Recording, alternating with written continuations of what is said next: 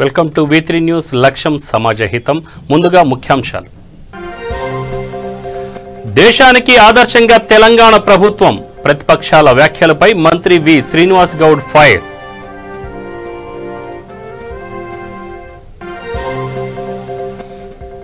YCP ప్రభుత్వం రైతుల కష్టాలను గుర్తించడం లేదు. అమరావతికి న్యాయం చేయాలన్న మాజీ మంత్రి సత్యనారాయణ.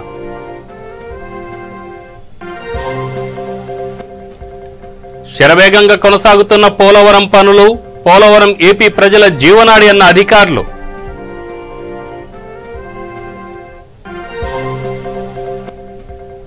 భద్రాద్రి జిల్లాలో పెద్దపులి పాదముద్రల కలకలం.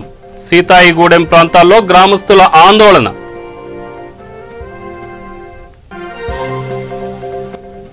కడప జిల్లాలో ఎర్రచందనం కలకలం. 2 వ్యక్తులను అరెస్ట్ చేసిన పోలీసులు.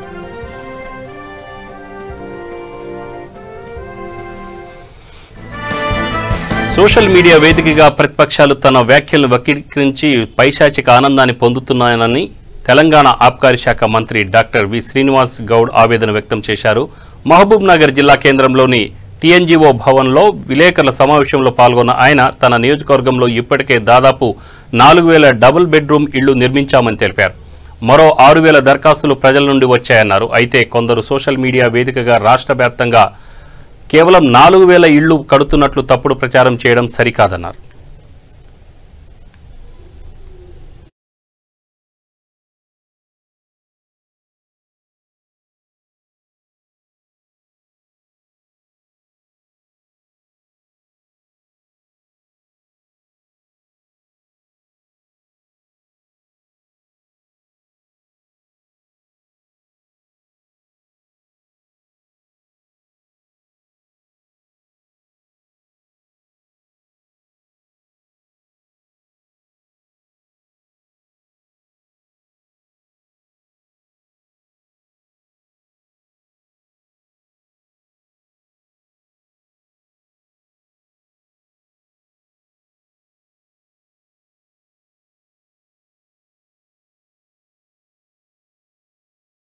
ఇదే పద్ధతి కనుక విషయాలు తెలుసు.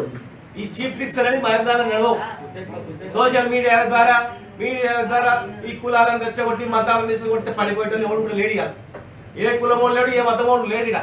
ఈ జిల్లాలో పనిచేసింది పనితీరు మట్టి ఉంటుంది. ఇక్కడ ఏం పని చేసారు, గతంలో ఏం ఉద్ధరించారు, భవిష్యత్తులో ఏం ఉద్ధరిస్తారని చూస్తూ అన్ని క్యాస్ట్లను కలుపుకొని అన్ని పేదవర్గాలను కలుపుకొని ముందుకు పోయేటోళ్ళం మేము.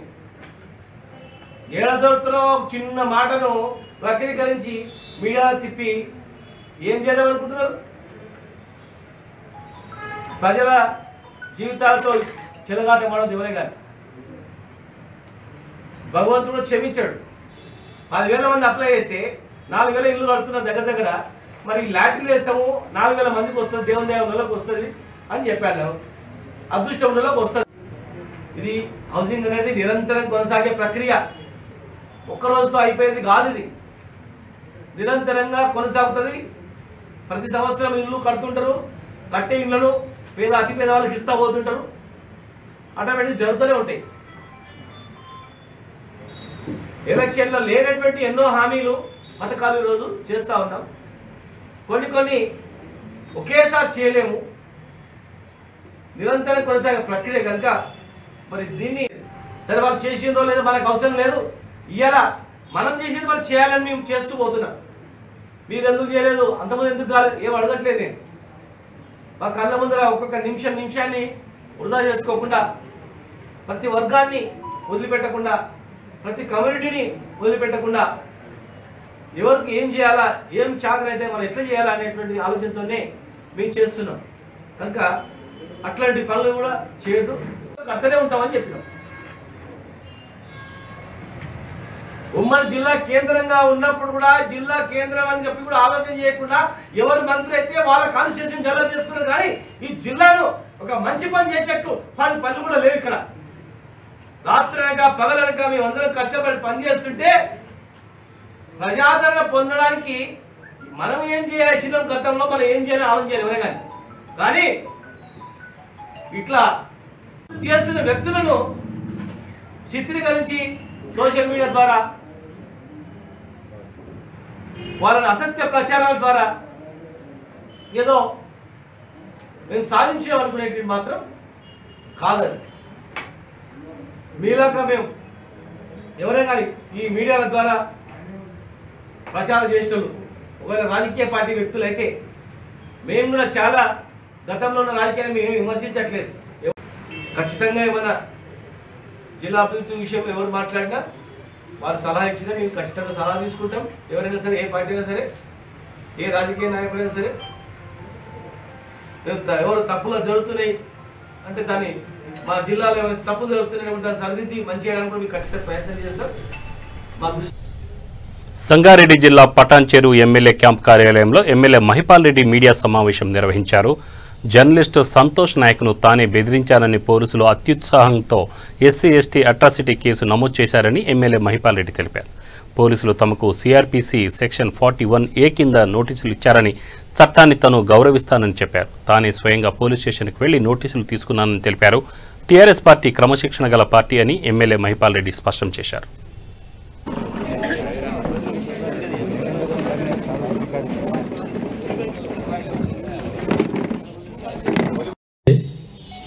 మీ అందరినీ ఆహ్వానించడం జరిగింది. సకాలంలో వచ్చి మీరు ప్రెస్ మీట్ను విజయవంతం చేసినందుకు ప్రెస్ సోదరులకు, నాయకులకు అందరికీ నేను మరొకసారి శిరస్సు వంచి నమస్కరించుకుంటూ ధన్యవాదాలు చెప్తా ఉన్నా. ఇంకేమన్నా చెప్తా.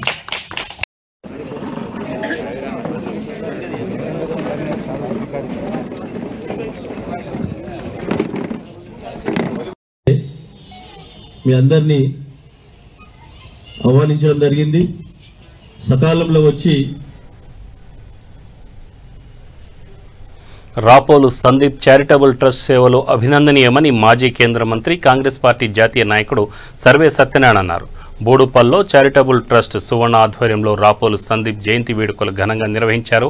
ఈ కార్యక్రమానికి ముఖ్య అతిథిగా మాజీ కేంద్ర మంత్రి సర్వే సత్యనారాయణ పాల్గొని సందీప్ చిత్రపటానికి పూలమాల వేసి నివాళులర్పించారు. అనంతరం ట్రస్ట్ చైర్మన్ రాపోలు సువర్ణ చేతుల మీదుగా మహిళలకు చీరలు పంపిణీ చేశారు.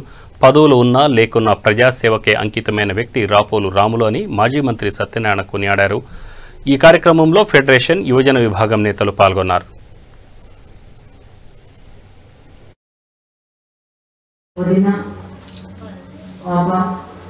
వీళ్ళందరికీ ప్రగాఢ సానుభూతిని తెలియజేస్తూ ఆ కుటుంబంతో నాకు చాలా ఏళ్ళుగా ఒక ఆత్మీయ బంధం ఉన్నది. ఒక ప్రేమగల కుటుంబం. అందరికీ ఎప్పుడు ఎవరికి ఏ కష్టం వచ్చినా ఆదుకునేటువంటి మనస్తత్వం రాములన్నది, వదినది కూడా. అట్లా వాళ్ళిద్దరూ ఎంత అందరి గురించి ఆలోచిస్తారో, వాళ్ళ గురించి ఆలోచించుకోవడం లేదు కానీ అందరి గురించి ఆలోచించేటువంటి వ్యక్తులు వాళ్ళు. వాళ్ళకి ఇంత కష్టం రావడం నిజంగా బాధాకరం. ఎవరికైనా అంది వచ్చినటువంటి కొడుకు కళ్ళ ముందు కనబడకుండా పోతే ఎంత బాధ ఉంటుందో పిల్లలు ఉన్నటువంటి తల్లిదండ్రులకు కూడా తెలుస్తుంది. అందుకని ఆ పేరు బంధాన్ని జ్ఞాపకాలు ఉన్నాయి. ఆయన మనలో ఉండడం మన సంగతి అందరూ చెప్పారు. అయితే సందీప్ను every year for last 4 years నుండి మనం జ్ఞాపకం చేసుకుంటూ వస్తున్నాం. ఇప్పుడు బతుకుంటే ఇప్పటికీ 29వ సంవత్సరం పుట్టినరోజు చేసుకుంటాం.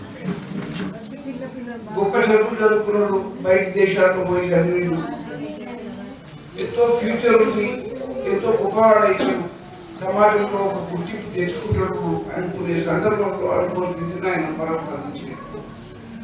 ఆ రోజు కూడా నేను వచ్చినాయి. ఆ తర్వాత పుట్టినరోజు పండుగలు ఎప్పుడు జరుపుకున్నా మరి నేను రావడం జరుగుతూనే ఉంటాను. ఎందుకంటే రావడంతో ఉన్న ప్రజాసేవకి అంకితమైన కుటుంబం. నాకు 2010లో నేను ఓటుపల్లికి వచ్చాను. 2010లోనే రాపోలు రాములు గారు పరిచయమయ్యారు. అనేక సమస్యలు ఎవరు వచ్చినా కూడా వారందరినీ కూడా మంచిగా హత్తుకొని ప్రేమగా భావించే వ్యక్తి రాపోలు రాములు గారు. అలాంటి కుటుంబంలో వయసుకు ఎదిగిన కొడుకు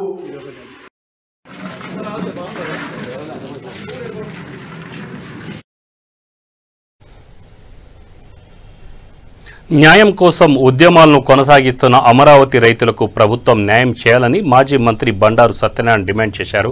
అక్రమ వ్యాపారాలు చేస్తూ కోట్లు గడించిన వైసీపీ నేతలు రైతుల కష్టాలను గుర్తించడం లేదని వాపోయారు. రైతులను ప్రభుత్వం తక్షణమే ఆదుకోవాలని డిమాండ్ చేశారు.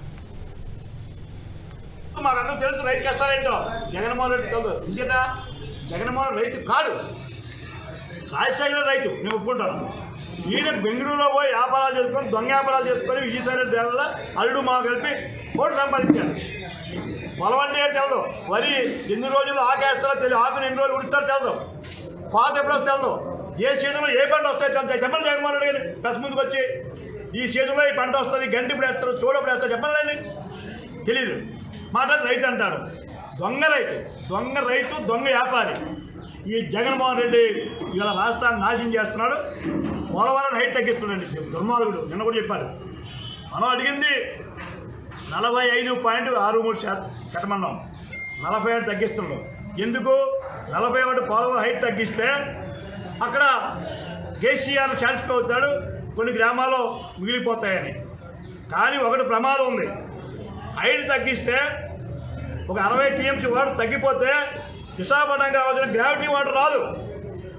నిన్న జీవో ఇచ్చారు. ఏరియా నుంచి ఏమో తాండవ మంచిదే, నేను జీవో దగ్గర ఇచ్చేయలేదు. కానీ ఎలా వస్తుంది ఏరియా వాటరు? రేపు గ్రావిటీ ద్వారా మనకి రావాలి. నువ్వు హైట్ తగ్గిస్తే నీరు పారదే, ఉండిపోద్ది. డెడ్ స్టోరేజ్ ఉండిపోతాయి 40-50 టీఎంసీలు, 60 టీఎంసీ ఉండిపోతుంది డెడ్ స్టోరేజ్లో. మనకు అప్పుడు నీరు పారదు, పేరుకే బ్యారేజ్గా మారిపోద్ది, ప్రాజెక్ట్ ఉండదు. అది అలాంటి అన్యాయం చేస్తుంది మనకి. అలాంటి అన్యాయం చేసేయండి, రైతుకు అన్యాయం చేసేయండి ఈ జగన్మోహన్ రెడ్డి గారిని. ఈ కళ్ళు తెరండి, రైతులకు పిలండి, చర్చలకు పిలండి, అమరావతి రైతులు న్యాయం చేయు, అన్ని ప్రాంతాలు అభివృద్ధి చేయు, ఇండస్ట్రియల్గా ఇన్స్టిట్యూషనల్గా నెట్వర్క్ చేసి ఇన్ఫ్రాస్ట్రక్చర్ ద్వారా డెవలప్ చేయ తప్ప ఈ రాజకీయ క్రీడ రైతులతో ఆడొద్దని, అమరావతి రైతులకు న్యాయం చేయమని మేము డిమాండ్ చేస్తూ, కాలగర్భాన్ని కలిసిపోతావు జగన్మోహన్ రెడ్డి, అర్థం చేసుకో. నియంత్రణ ఎవరు ఈ దేశంలో మనుగడ సాధించలేదు. రాజకీయ భూశాతం అయిపోయినారు. హిట్లర్ దగ్గర నుంచి చాలామంది పేరు చెప్పకూడదు. నీకు అదే గతి పడుతుంది. నువ్వేదో నియంత్రణ అనుకుంటున్నావు. ఇంకా 2 ఏళ్ళు ఉంది, తర్వాత నీ పని ఎక్కడో కృష్ణ జన్మస్థానానికి వెళ్తావు. అది గుర్తుంచుకొని ఉన్నంతకాలం ప్రజలకు మంచి చేయమని మేము డిమాండ్ చేస్తూ, అమరావతి కొనసాగాలి. విశాఖపట్నంలో పుట్టిన, ఉత్తరాంధ్రలో పుట్టిన అక్కడ సపోర్ట్ చేస్తానంటే రైతుగా నేను మాట్లాడుతున్నాను. రాజకీయ స్వార్థం కోసం, స్వలాభం కోసం, ఓటు కోసం మాట్లాడలేదు. ఒక రైతు బిడ్డగా ఇంకొక రైతుకి అన్యాయం చేస్తే మేము బరాయించాం. మేము అందరూ హాల్లో అందరూ రైతులే, మళ్ళీ ఎవరో వ్యాపారస్తులు లేడు. కారణం రైతు పంట తెలుసు. రైతు ఉంటేనే అన్నం తింటామయ్యా మనం. జగన్మోహన్ రెడ్డి, నువ్వు తింటున్న అన్నం పండించింది రైతు అయ్యా, నీ ఇండస్ట్రీస్ కాదు దొంగ వ్యాపారాలకో. అది తెలుసుకోమని మహానుభావుల త్యాగానికి పాదాబంధం చేస్తూ 365 రోజులు రోజు పాపం నిరాదీక్షలో కూర్చున్న మా అక్కచెల్లికి, మా అన్నదమ్ములకి అందరికీ కూడా నేను మద్దతు పలుకుతూ మేము అందరం కూడా సంఘీభావిస్తున్నాం. ఎట్టి పరిస్థితుల్లో అమరావతి మేము నిలబడతాం, దేనికైనా మేము సిద్ధపడతాం, పోరాడతాం అని చెప్పి మరొకసారి మీకు అందరూ తెలియపడతాం.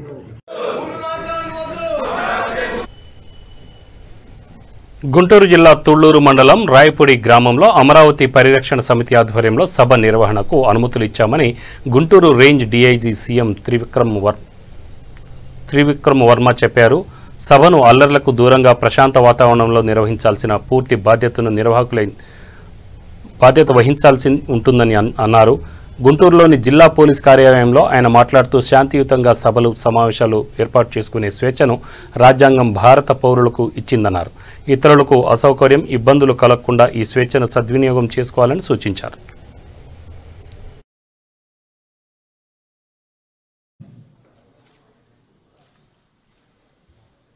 జనవేరి అని చెప్పి తుళ్ళూరులో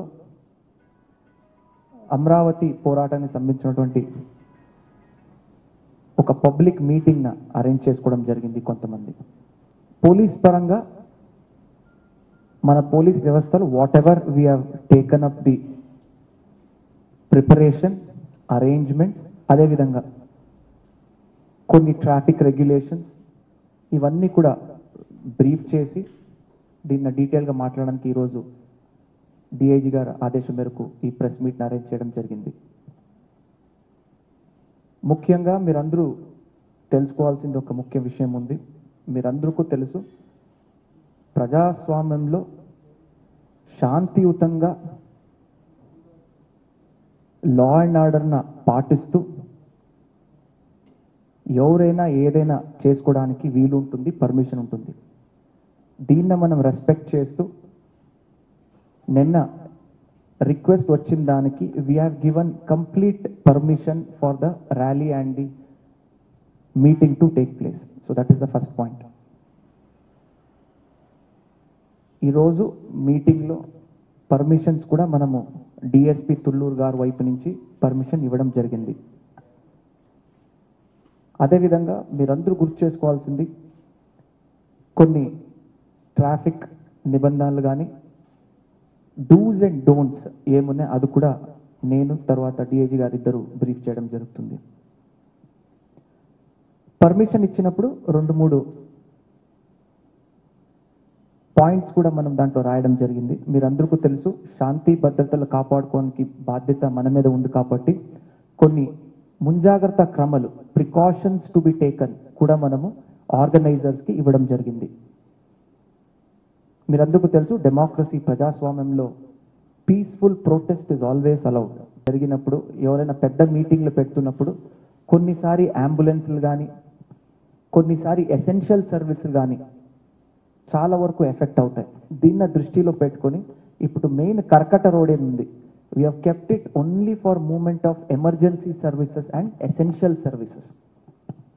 సో ఏదైనా అంబులెన్స్ కానీ లేదంటే ఏదైనా చిన్న చిన్న ఎవరికైనా దెబ్బలు తగిలితే లేదైనా సీనియర్ జడ్జెస్ ఉంటారు, మీరు అందరికీ తెలుసు, secretariat staff, senior judges, chief justice of Andhra, వీరందరూ ఇదే రోడ్లో వస్తుంటారు వెళ్తుంటారు.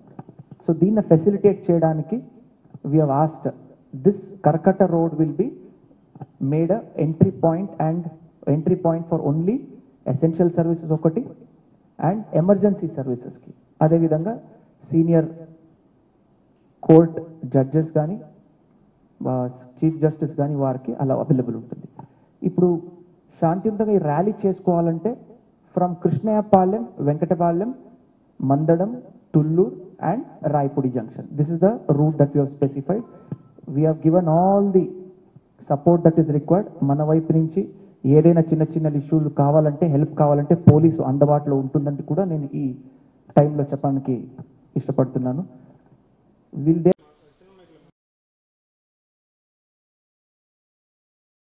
రైతులకు సంఘీభావంగా ఎమ్మెల్యే నిమ్మల రామానాయుడు ఆధ్వర్యంలో రైతు ఉద్యమంలో అమరులైన రైతులకు నివాళులర్పించారు. అనంతరం స్థానిక ఎడ్ల బజారు సెంటర్ వరకు యాత్ర చేపట్టారు. అమరావతి అంటే భవిష్యత్ భావితరాలకు ఉద్యోగ ఉపాధి కేంద్రమని ఎమ్మెల్యే రామానాయుడు అన్నారు. 3 రాజధానులు వద్దు, అమరావతి ముద్దు అని చెప్పారు. నాడు అమరావతికి గట్టిగా అనుకూలంగా మాట్లాడిన జగన్ నేడు కాదనడం ప్రజాద్రోహం అని ఎమ్మెల్యే నిమ్మల రామానాయుడు మండిపడ్డారు.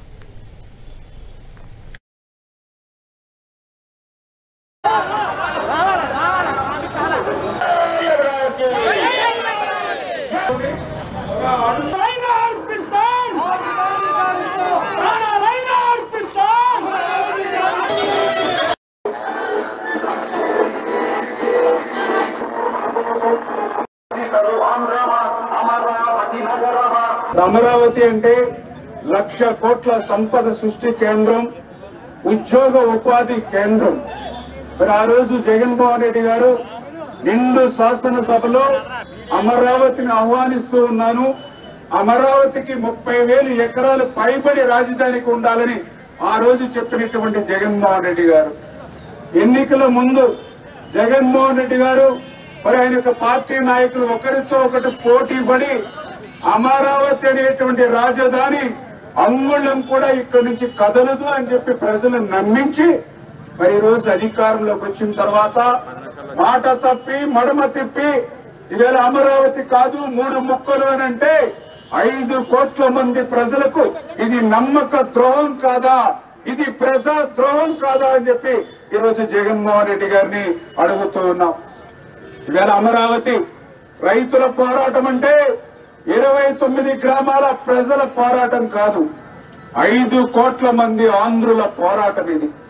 ఎందుకంటే ఈవేళ ఎవరైతే అమరావతి రైతులు తమ విలువైనటువంటి భూముల్ని మీరు ఆ రోజు ఈ రాష్ట్రం కోసం, ఈ రాష్ట్రానికి ఒక నీడనివ్వాలని, ఈ రాష్ట్రానికి ఒక గూడునివ్వాలని తమ విలువైనటువంటి భూముల్ని త్యాగం చేస్తే ఇవాళ రైతాంగానికి ఇవాళ ఈ ప్రభుత్వం ఏమి రుచి చూపిస్తుందా అంటే మరి నెల్లూరు జిల్లా గూడూరు పట్టణంలోని తెలుగుదేశం పార్టీ కార్యాలయంలో అమరావతిలో రైతులు చేస్తున్న ఆందోళనకు మద్దతుగా మాజీ ఎమ్మెల్యే పాషం సునీల్ కుమార్ నిరసన కార్యక్రమం నిర్వహించారు. అమరావతిలో రాజధాని కొరకు రైతులు స్వచ్ఛందంగా భూములిచ్చారని మాజీ ఎమ్మెల్యే పాషం సునీల్ కుమార్ చెప్పారు. కేవలం రాజకీయ కక్షతో 3 రాజధానుల నిర్ణయం తీసుకున్నారని మండిపడ్డారు. అమరావతి రాజధానిగా కొనసాగించాలని సంవత్సరం రోజులుగా ఆందోళన చేస్తున్న రైతుల గురించి జగన్మోహన్ రెడ్డి పట్టించుకోకుండా ఢిల్లీకి వెళ్లి అక్కడ రైతులకు మద్దతుగా ఉంటానని చెప్పడం విడ్డూరంగా ఉందని ఎద్దేవా చేశారు. ఈ కార్యక్రమంలో నాయకులు పులిమి శ్రీనివాసులు, ఇజ్రాయెల్, భాస్కర్ రెడ్డి, పట్టాభిరెడ్డి, మట్టం శ్రావణి, భారతి తదితరులు పాల్గొన్నారు.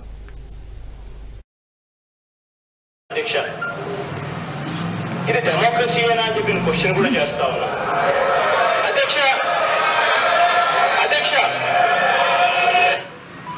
క్యాపిటల్ సిటీని పెట్టడం మనస్ఫూర్తిగా మేము ఆహ్వానిస్తున్నాం. ఎస్ కారణం ఏమిటో తెలుసా అధ్యక్ష? కారణం మన రాష్ట్రం ఇప్పటికే 13 జిల్లాల చిన్న రాష్ట్రం అయిపోయింది. 13 జిల్లాల చిన్న రాష్ట్రంలో మళ్ళీ ఒక ప్రాంతానికి ఇంకొక ప్రాంతానికి మధ్య చిచ్చులు పెట్టడం ఇష్టం లేక మనస్ఫూర్తిగా ఆహ్వానిస్తున్నామని చెప్తా ఉన్నాను. అధ్యక్ష 2019 నుండి ఉద్యమం జరుగుతూ ఉంది, అమరావతి ఉద్యమం. అమరావతి ఉద్యమానికి ఈరోజు 365 రోజులు నిండాయి.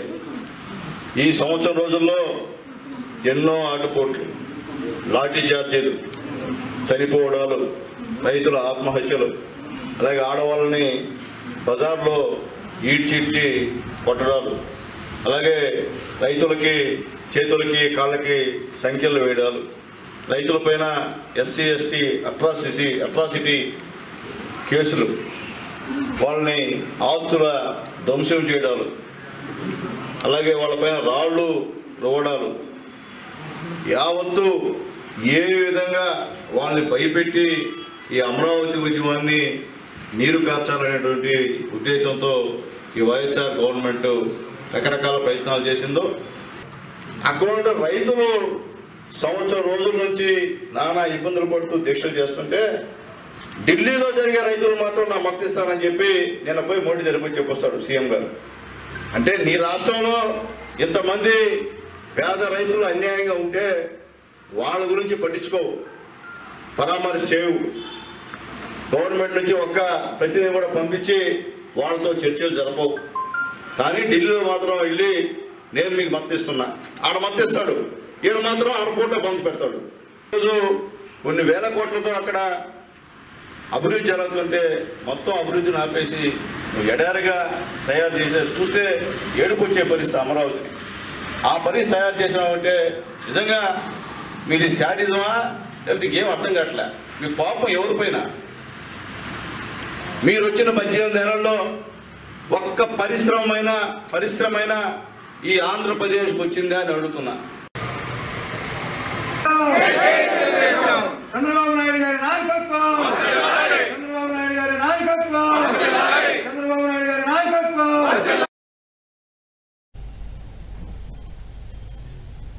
చిత్తూరు జిల్లా తిరుపతి యాసిడ్ దాడిలో గాయపడిన బాధితురాలను మహిళా కమిషన్ పద్మ పరామర్శించారు. భవిష్యత్తులో ఇలాంటి పరిణామాలు ఎదురుకాకుండా ఉండేలా తగిన చర్యలు తీసుకుంటామని చెప్పారు. రాష్ట్రంలో మహిళల భద్రత కోసం అన్ని విధాలుగా తగిన చర్యలు తీసుకుంటున్నామన్నారు.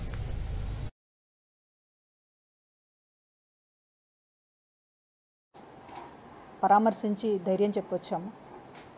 మొలకల చెరువు గ్రామంలో ఈరోజు తెల్లవారుజామున 3:30 ప్రాంతంలో ఇంట్లో నిద్రపోతున్నటువంటి అమ్మాయి 24 ఏళ్ల యువతి మీద గుర్తు తెలియని వ్యక్తులు పెట్రోల్ పోసి నిప్పంటించి చాలా పక్కాగా ప్లాన్ ప్రకారం అమ్మాయిని అంతమొందించడానికి ప్రయత్నం చేసి పారిపోయినటువంటి దారుణం చోటు చేసుకుంది. 24వ తారీఖున అమ్మాయి పెళ్లి కావాల్సి ఉంది. పెళ్లి కుదిరి మొత్తం కుటుంబం పెళ్లికి సంబంధించినటువంటి పనుల్లో ఉండగా, ఇంట్లో అందరూ మనుషులు ఉండగా, వ్యక్తులు ఉండగా, తల్లి, తండ్రి, అక్క అందరూ కూడా నిద్రిస్తున్నటువంటి సమయంలో సమీపంగానే అందరూ కూడా పడుకుని ఉన్నారు. ఈ అమ్మాయి మీద ఎవరికి కూడా శబ్దం కూడా రాకుండా పెట్రోల్ పోసి కాళ్ళు చేతులు కూడా పూర్తిగా కాలిపోయినాయి. పొట్ట భాగం కూడా కాలిపోయింది. చాలా నరకయాతన అనుభవిస్తుంది అమ్మాయి. ఇంత ప్లాన్ ప్రకారం అర్ధరాత్రి ఇంట్లోకి జొరబడి పెట్రోల్ పోసి మూడో కంటికి తెలియకుండా పారిపోయేంతగా ప్లాన్ చేశారంటే ఎంత క్రిమినల్ మనస్తత్వంతో ఈ ఘటన చోటు చేసుకుందనేటటువంటిది తెలుస్తుంది. ఏపీ ప్రజల జీవనాడి పోలవరం పనులు శరవేగంగా జరుగుతున్నాయి. ప్రాజెక్టుకు సంబంధించి స్పిల్వే గేట్స్కి ఏర్పాట్లు జరుగుతున్నాయి. ఈ క్రమంలో అధికారులు గేట్స్ను ఏర్పాటు చేయడంపై దృష్టి సారించారు.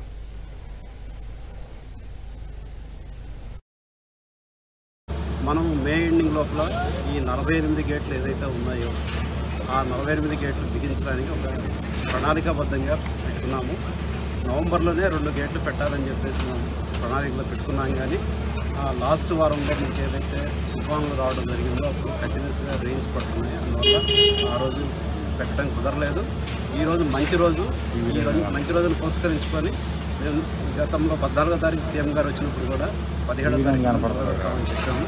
అదేవిధంగా ఇప్పుడు గేట్ల ఎలక్షన్కి సంబంధించినటువంటి ముఖ్యమైనటువంటి ఆర్ఎం గటర్స్ యూనియన్ బీమ్స్ లింక్ చేస్తూ ఈరోజు పెట్టడం జరిగింది.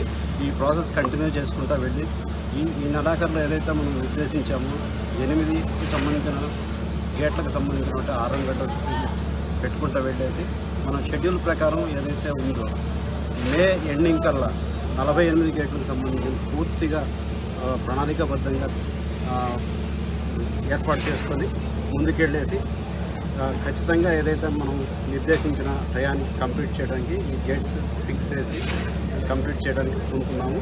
దానికి కోఆర్డినేషన్ ఇటు సివిల్ తరఫున మెగా వాళ్ళు, మెయిన్గా ఈ గటర్స్కి సంబంధించిన బెకమ్ వాళ్ళు, గేట్ సెలెక్షన్ వాళ్ళు కూడా డిపార్ట్మెంట్తో కోఆర్డినేట్ చేసుకుని ప్రాజెక్టులో భద్రాద్రి కొత్తగూడెం జిల్లా చంద్రగొండ మండలం సీతాయిగూడెం అటవీ ప్రాంతంలో పెద్దపులి పాదముద్రలు చూసి గ్రామస్తులు భయాందోళనకు గురవుతున్నారు.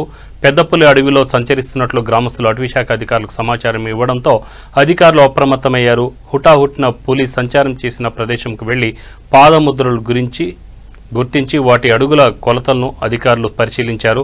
పెద్దపులి అడుగులు పాదముద్రలేనని నిర్ధారించారు. గ్రామస్తులు పెద్దపులి పట్ల అప్రమత్తంగా ఉండాలని కొత్తగూడెం జిల్లా ఫారెస్ట్ ఆఫీసర్ అప్పయ్య సూచించారు. అడవిలోనికి ఒంటరిగా ఎవరూ వెళ్లొద్దని, పులి కనిపిస్తే అటవీశాఖ అధికారులకు సమాచారం ఇవ్వాలని కోరారు.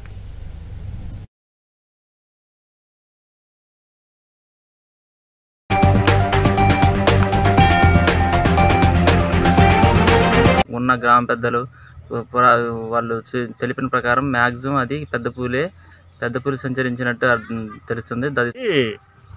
అటు ఫారెస్ట్లో నుంచి పెద్ద పులి సీతాయిగూడెం వాటర్ ట్యాంక్ దగ్గర ఊరు దగ్గరకు వచ్చింది. ఊరు నుంచి మెయిన్ రోడ్ ఎక్కి ఇటు అబ్బగూడెంకి వెళ్ళింది.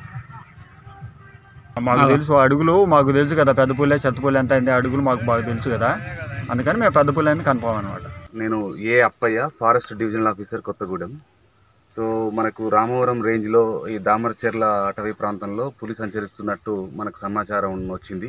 వెంటనే మన ఫారెస్ట్ అధికారుల యొక్క 2-3 బృందాల సెర్చ్ టీమ్స్ వచ్చేసి ఈ ఏరియాలో సెర్చ్ చేయడం జరిగింది. సెర్చ్ చేస్తే పులి యొక్క పాదముద్రలను ఇక్కడ మనం గుర్తించడం జరిగింది. సో ఇక్కడ ఈ ప్రాంతంలో పులి తిరుగుతున్నట్టుగా మనం నిర్ధారించడం జరుగుతున్నది.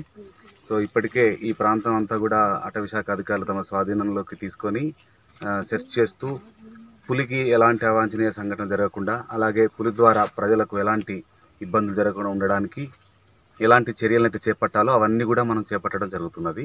కాబట్టి ప్రజలు భయభ్రాంతులకు గురి కావాల్సినటువంటి అవసరం లేదు. కాకపోతే ఈ సందర్భంగా మనం కొన్ని సూచనలను ప్రజలకు ఇవ్వదలుచుకున్నాము. ఒకటి ఏంటంటే, పశువులను తీసుకొని ప్రజలు ఎవరు కూడా సుదూర అటవీ ప్రాంతాల్లోకి వెళ్ళొద్దు. ఇప్పుడు బయట వరికోతలు కూడా అయ్యాయి కాబట్టి బయట మేపడం మంచిది. తర్వాత ప్రజలందరూ ఒకవేళ అడవి ప్రాంతాల గుండా వెళ్లాల్సి వచ్చినప్పుడు కూడా గుంపులుగా వెళ్లాల్సి ఉంటుంది. తర్వాత అడవిలోకి వెళ్ళిన వాళ్ళు కానీ, పశువులు తోలుకొని వెళ్ళిన వాళ్ళు కానీ సాయంత్రం 4 గంటలకల్లా మళ్ళీ గ్రామాల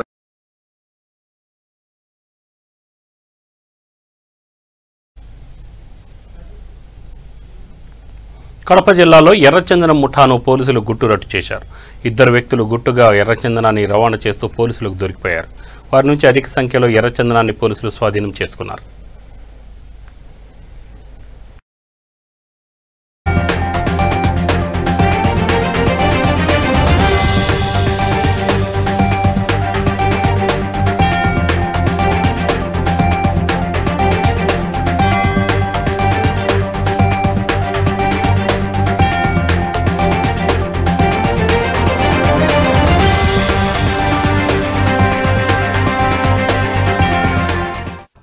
పోలీసులు ఒక ముగ్గురు రెడ్ అఫెండర్స్ని అరెస్ట్ చేయడం జరుగుతుందండి.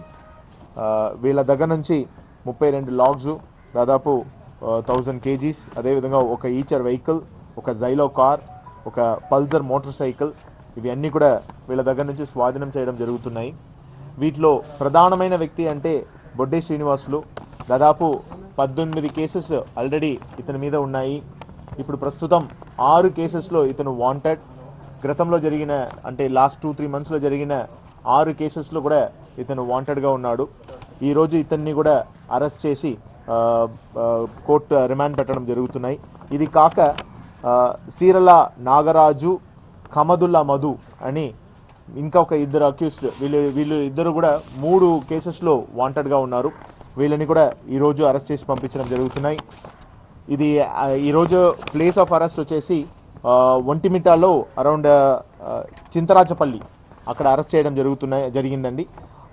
ఫస్ట్ అక్యూస్ దగ్గర నుంచి 20 లాగ్స్ ప్లస్ 1 ఈచర్ వెహికల్ని పట్టుకోవడం జరిగింది. ఆ వెహికల్ మీరు చూస్తే ప్రత్యేకంగా ఈ రెడ్ శాండర్స్ని తరలించడానికి కోసం ఒక చిన్న దెన్నలాగా ఆ వెహికల్ని మార్చి ఒక చిన్న హోల్లా పెట్టి. బులెటిన్ ముగించే ముందు ముఖ్యాంశాలు మరొకసారి. దేశానికి ఆదర్శంగా తెలంగాణ ప్రభుత్వం, ప్రతిపక్షాల వ్యాఖ్యలపై మంత్రి వి శ్రీనివాస్ గౌడ్ ఫైర్.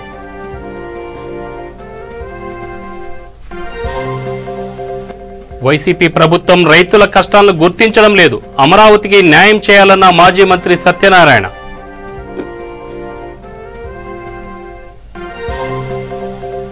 శరవేగంగా కొనసాగుతున్న పోలవరం పనులు, పోలవరం ఏపీ ప్రజల జీవనాడి అన్న అధికారులు.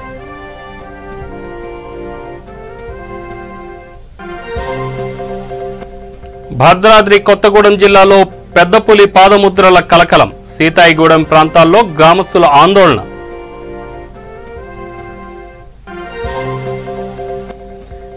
కడప జిల్లాలో ఎర్రచందనం కలకలం, 2 వ్యక్తులను అరెస్ట్ చేసిన పోలీసులు.